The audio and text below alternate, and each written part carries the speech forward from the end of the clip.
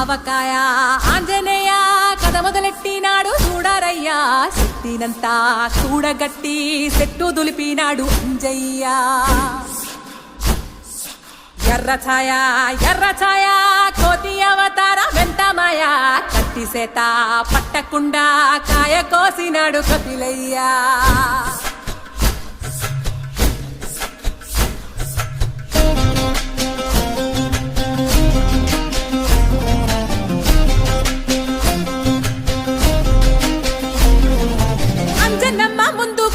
పుంజుల్ CD మామిడి ముక్కలు కుప్పల్ తెప్ప